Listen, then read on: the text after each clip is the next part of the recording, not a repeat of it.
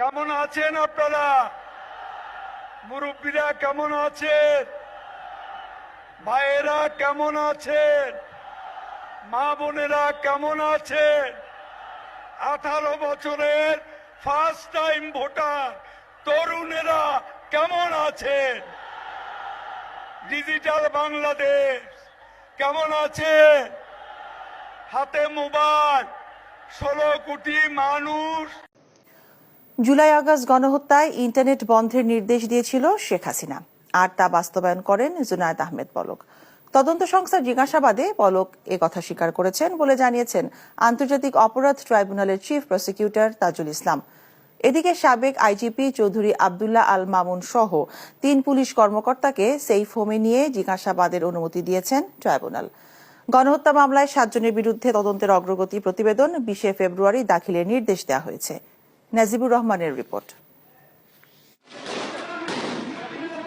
জুলাই আগস্টে শিক্ষার্থীদের বৈষম্য বিরোধী আন্দোলনে নির্বিচারে গুলি চালায় পুলিশ ও আওয়ামী লীগের নেতাকর্মীরা। মানবতা বিরোধী এসব অপরাধের অভিযোগে দায়ের করা ট্রাইব্যুনালের মামলায় সাবেক পুলিশ প্রধান Chowdhury Abdullah Al Mamun, national telecommunication monitoring সেন্টারের সাবেক মহাপরিচালক মেজর জেনারেল অবসরপ্রাপ্ত জিয়াউল আহসান সহ 7 জনকে আন্তর্জাতিক অপরাধ ট্রাইব্যুনালে হাজির করা হয়। গণহত্যার মামলায় তদন্তের অগ্রগতি রিপোর্ট তুলে ধরার দিন ধার্য করা থাকলেও প্রসিকিউশন টিম তদন্ত শেষ করতে 2 মাসের সময় বাড়ানোর আবেদন সহ সাবেক আইজিপি মামুন সহ 3 পুলিশ কর্মকর্তাকে জিজ্ঞাসাবাদের অনুমতি প্রার্থনা করেন। ট্রাইব্যুনাল 3 আসামিকে জিজ্ঞাসাবাদ করার অনুমতি দেন। একই সাথে আগামী 20 ফেব্রুয়ারি অগ্রগতি প্রতিবেদন দাখিলের নির্দেশ দেন। সেই সাথে বিচারের এখতিয়ার নিয়ে জিয়াউল আহসানের করা আবেদনে শুনানি হবে 20 জানুয়ারি। এত বড় গ্র্যাভিটির একটা মামলার প্রপার তদন্ত করা, প্রপার একটা রিপোর্ট সাবমিট করার জন্য অনেক সময় প্রয়োজন। সেক্ষেত্রে আমরা ধাপে ধাপে কোর্টের কাছ থেকে সময় নিচ্ছি, যাতে করে আমাদের প্রোগ্রেসটা যথেষ্ট হয়েছে কিনা এটা আমরা কোর্টকে দেখাতে পারি। তো এই কারণে আমরা আজকে 2 মাস সময় চেয়েছিলাম, 2 মাস সময় দিয়েছেন। আগামী 20 ফেব্রুয়ারি পরবর্তী তারিখের এই মামলার জন্য ধার্য হয়েছে। আমরা আশা করব এর মধ্যেই মামলার তদন্ত মোটামুটি অনেক বেশি দূর এগিয়ে যাবে এবং খুব সহসাই হয়তো আপনারা দেখতে পাবেন ক্রমান্বয়ে আমরা এই তদন্ত রিপোর্টগুলো সম্পন্ন করতে পারবো তদন্ত সংস্থার মাধ্যমে। কোর্টে যেহেতু এখনো এই আর্গুমেন্টটা হয়নি, সুতরাং এই আর্গুমেন্টটা এখন আপনাদের সামনে আমি বলতে পারবো না। চিফ প্রসিকিউটর সাংবাদিকদের জানান, জিজ্ঞাসাবাদে জুনায়েদ আহমেদ পলক স্বীকারোক্তি দিয়েছে যে জুলাই আগস্ট আন্দোলনে শেখ হাসিনার নির্দেশেই ইন্টারনেট বন্ধ করা হয়। জুলাই আগস্টের এই অভ্যুত্থান চলাকালীন সময়ে ইন্টারনেট বন্ধের যে নাটক করা হয়েছিল, তদানীন্তন প্রধানমন্ত্রী এবং এই মামলাগুলোর প্রধান আসামি শেখ হাসিনার নির্দেশে সরাসরি প্রধানমন্ত্রীর কাছ থেকে নির্দেশনা আসার পরে তথ্য প্রতিমন্ত্রী নির্দেশ দিয়ে আইআইজি ইন্টারন্যাশনাল ইন্টারনেট গেটওয়ে, এই গেটওয়েদের একটা হোয়াটসঅ্যাপ গ্রুপ খোলা হয়। সেই গ্রুপে সরাসরি নির্দেশ দেওয়া হয় ইমিডিয়েটলি ইন্টারনেট শাটডাউন করো, এবং তাদেরকে এটা এনশিওর করতে বলা হয় যে করার পরে আবার জানাও যে it is done. July August গণহত্যার সাক্ষীদের নিরাপত্তা নিয়ে শঙ্কা জানিয়ে তাদের নিরাপত্তা নিশ্চিত করার আহ্বান জানান chief prosecutor. Najibur Rahman, NTV news, Dhaka. Double million offer Walton fridge কিনে পেতে পারেন 20 লক্ষ টাকা, রয়েছে কোটি কোটি টাকা নিশ্চিত উপহার।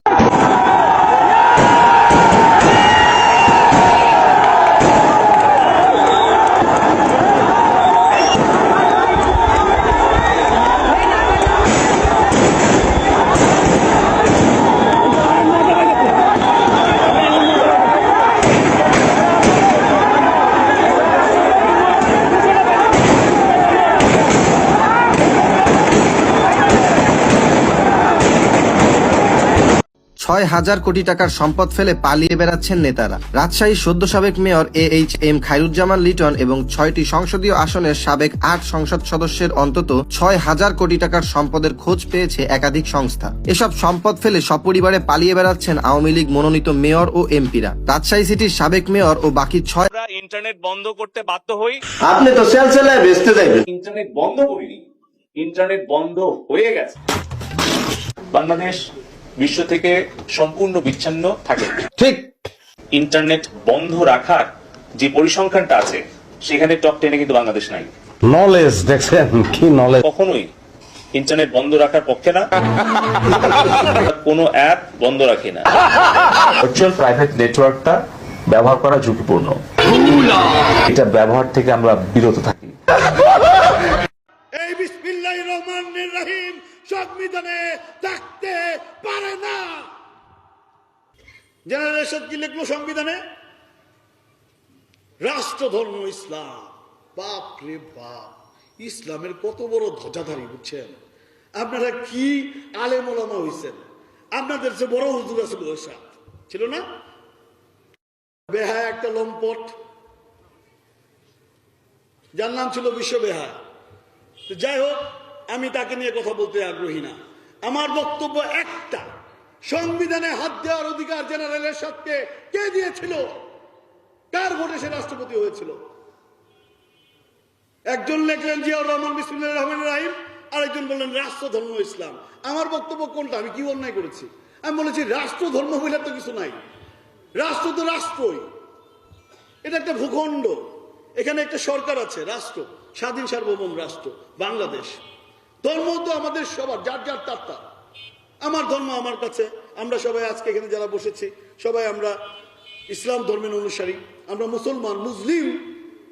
সমস্যাটা কি হচ্ছে এখানে? উগ্র হওয়ার কি আছে? ধর্মান্ধ হওয়ার বন্ধ করতে হবে, স্লোগান বন্ধ, তা নাহলে আমি কথা বলবো না।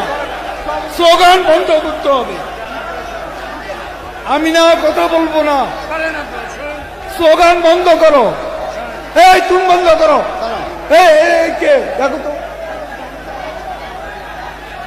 মির্জা ফখরুল, রিজভী,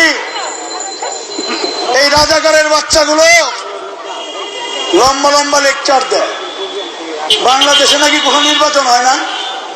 জিয়া তার পোলা তারেক রহমান, মায়ে পোলা মিল্লা, দেশটা খাইছে গিল্লা। আগামীকাল এই পবিত্র ঈদ উল আজহার নামাজের জানাজা, পবিত্র ঈদ উল ফিতরের নামাজ, পবিত্র ঈদ উল আজহার নামাজ অনুষ্ঠিত হবে। এই ছাগল কি বলে? এদেশে অনেক কিছুই বলা যায়, কারণ সরকার গণপ্রজাতন্ত্রী, এমনও অনেক ভুল বলে থাকে জাতীয় সংসদের মন্ত্রী। অসম্ভবকে সম্ভব করাই অনন্তর কাজ। অসম্ভবকে সম্ভব করা অনন্তের কাজ হলে এই কাজগুলো করেছেন বাংলাদেশের কিছু নেতা, যাদেরকে অনেকেই উপাধি দিয়েছেন ছেঁড়া প্রমাণ দাও। ওকে ওকে।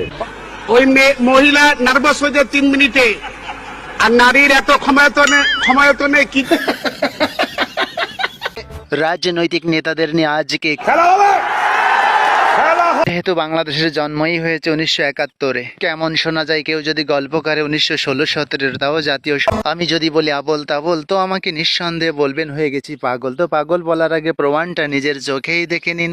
মাননীয় স্পিকার, 1916-17 অর্থ বছরের সম্পূরক বাজেট মাননীয় মন্ত্রী 2016-17।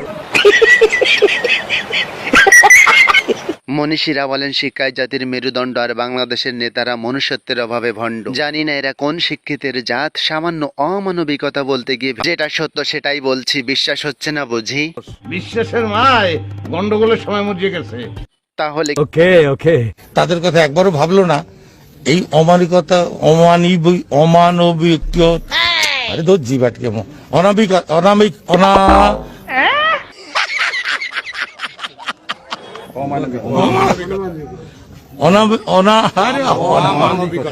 অমানবিকতা। নেত্রীর হয়ে চামচাই যখন বক্তব্য দেয়, ভুল বড়ই হাস্যকর হয়, সে ভুলের চোখেই দেখে নিন। এই স্বাধীনতার মাসে খালেদা জিয়াকে এক মুহূর্ত ক্ষমতায় দেখতে চাই না। এই ওই সামসাটা কি করছে রে? ওর মাথা ঠিক আছে? আর এক মুহূর্ত শেখ হাসিনাকে ক্ষমতায় দেখতে চাই না। তাদের এই হাস্যকর বক্তব্য শুনে হাসতে হাসতে আর বাঁচি না। এবার দেখাবো নেতাদের অভিনয়, যা দেখে হাসলেন মাননীয় প্রধানমন্ত্রী শেখ হাসিনা। সর্বশেষ বক্তৃতা দেশে 1 ঘন্টা 53 মিনিট বিনয়ীতে বলে আমাদের কথা বলতে দেওয়া হয় না, সেই জন্য বেরিয়ে এসেছি। আমাদের কথা বলতে দেওয়া হয় না। বক্তৃতার সময় যারা অশ্লীল ভাষায় কথা বলে, তাদের জন্যই আজকের বাংলাদেশটা রসাতলে। এবং এই রকম বিচার আল্লাহ সহ্য করবে না। যার হয় তুমি ঠিক দাও কেন, এরা নাকি আবার রাজনৈতিক, এরা কি করে রাজনৈতিক নেতা হতে পারে কারণ খুঁজে পাই না। কারণ আছে, কারণ এই দুনিয়া এখন তো আর সেই দুনিয়া নাই। অযোগ্য নেতার ভিড়ে দেশ আজ থমকে দাঁড়িয়ে আছে। এদের থেকে মুক্তি পেতে দুহাত তুলুন আল্লাহর কাছে। এই বলি আল্লাহর বাংলাদেশ, এই শহীদ গাজীর বাংলাদেশ, রহম করুন আল্লাহ। ভিডিও সংক্রান্ত মতামত কমেন্ট অপশনে লিখে ফেলুন, তাহলে আজকের কোন এপিসোডে